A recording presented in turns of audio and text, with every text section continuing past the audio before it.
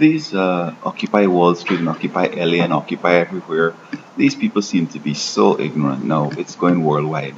And I know that in China and in Hong Kong, people, study a lot. In India, they study well and they know the information. But like, there's something beyond this thing that we have to analyze here. Now, my favorite author, she said that she had a vision or a dream, and she saw, and this was close to the end of time, she saw a train speeding, heading in one direction.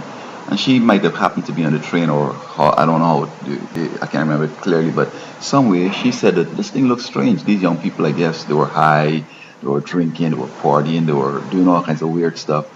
So she conducted herself to the front of the train and discovered that the train driver is Satan, and he's taking them straight to crash them into some mountain or to take the train and run it into the ocean. All right, kill all them. And when I look at the Middle East Spring Uprising or Spring Revolution and these Occupy, I see there's a similarity here. As I had said, though, that people were rejoicing that the Middle East governments were being overthrown, those planning terrorism and so on. And it sounds like, yeah, let us rejoice about this. But I was saying that, be careful, your time may come. Their time has come. We saw in Britain where the Prime Minister banned Twitter, Facebook, and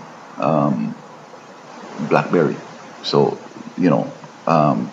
and also in the West, they're not talking about like they want democracy and they want freedom. These people are showing that they don't have no democracy, no freedom, no democracy, and they're trashing capitalism because down in the Middle East, they seem to be wanting capitalism. But these folks now saying up here that capitalism is not working. So as I said, and what it seems to happening in the Middle East was supposed to tear up with this kind of revolution. And then in the West here now, the rest of the world, they're going anti-democracy and anti-capitalism. So the Middle East want capitalism and democracy. And we in the West here we do not want democracy and capitalism. But the whole point is to create worldwide chaos. Okay? And this is important because down the road they got religion out of the lives of people, because you see, as I said before, white people believe that democracy and capitalism is a white people's thing, so black people need to get their own little system. No, it's not a white people thing, it's a God thing. When the Christian Reformation came and knowledge and so forth started to increase, democracy is this: I love you, I follow in God's law, and when you and I compete fairly and you win, I have to give deference to you, and I have to work with you and not obstruct you. Okay? I may have better plans. I will see if you could persuade you to accept some of the tenets of my plan and put it in or get some of my things going, but I can't obstruct you because you have been elected. God has allowed you to become whatever. And in capitalism, when people follow in the law of God, thou shalt not steal, thou shalt not covet, right? Thou shalt not kill. These are important things that business are kind of overlooking because, for example, I mean, many people who are becoming famous stole somebody's idea, stole it, right? And they would like to kill the people who they stole it from so that they can't complain and try to get a redress. They envied the person. Oh Lord, if this person get through this thing, he's gonna be so rich and I'm gonna be so poor. So let me see if I could steal it, and let me see if I could kill him. You know what I mean?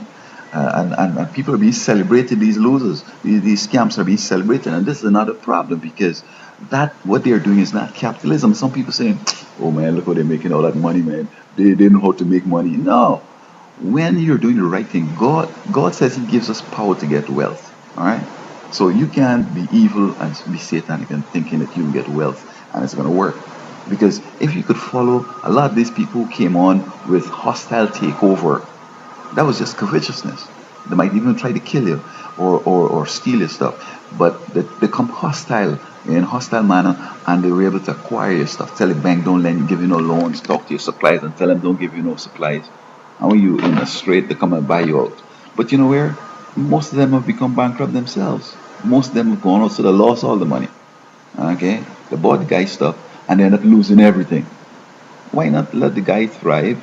Don't obstruct his business. Let the marketplace determine who succeeds. The better service, the better price, the better conditions, the better everything. That should be the criteria for success, and not necessarily, this scampishness that's going on. So yes, democracy and capitalism have the problems, but what we're doing in this occupied place is not the answer, it's not the solution. We should aspire. Well, of course, if these young people get jobs, I think they'll stop. It's just that the future looks hopeless, and so they're thinking that we need a new system. But they don't understand that we don't have a lot of time for any new system. Democracy took hundreds of years. And when you get a new system to put in place, how you can get it in place, as a matter of fact, and when you put it in place, how long it's going to take before it starts to bear fruit. I said that the people in the Middle East cannot handle democracy. Islam, democracy, and capitalism don't go together. Okay? And so we discovered that it's not working.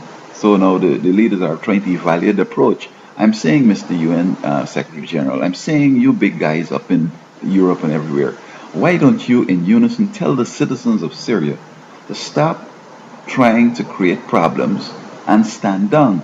Work with your government and we're going to pressure them to allow better this and whatever. Okay? But this kind of thing that they allow the people, they in other words, with the word that comes from the UN, is like, people, you're doing the right thing. You keep doing it, and we can make sure Assad gets some problems here. We can give him problems. We can sanction him. You see? So what's happening up here now? We're arresting these people that, occupying the place and so on. And when they were arresting them in the Middle East, was a problem. Let me say that we made a mistake and we need to change the way. And if we tell the people in the Middle East, look, stay and respect your government, our people can respect our governments up here. That's what I was saying. But folks not listening, man. Okay? You don't teach your enemy to hate the family and the government, and then expect that your kids ain't gonna hate you and your government and your authority. You have to follow the law, and the law is that they should follow their governments. The government has been elected one way or another. Just like how we believe in the West, there God appoints or allows people to get into office. It's the same thing. Okay, I'll make another video about what the UN is going on with. So this is my point to these people that are occupying. Maybe you need a job. Why not use your education? By you don't have none, you didn't go to school, you just wasted your time. You didn't know that you didn't come to a place where you need a job. Create a job for yourself and for others.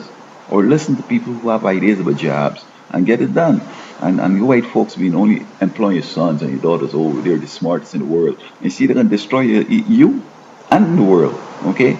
You should have showed them that, listen, every race has, at this point in time in history, these white folks should be telling the kids, every race has people who have abilities and talents. Okay, it's not only white people with blonde hair and blue eye that really bright and brilliant and know how to make money. Everybody knows that. Every race you have a set of people who are brilliant. White brilliant, black brilliant, yellow brilliant.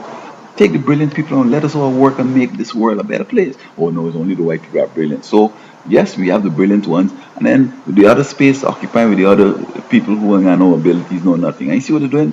WikiLeaks, expose your secrets. Soldier Man, give them the secrets. Look at it. Your brothers, your white sons and daughters that destroying the place. Look what they did in Wall Street. You know what I mean? Look, the occupying everywhere.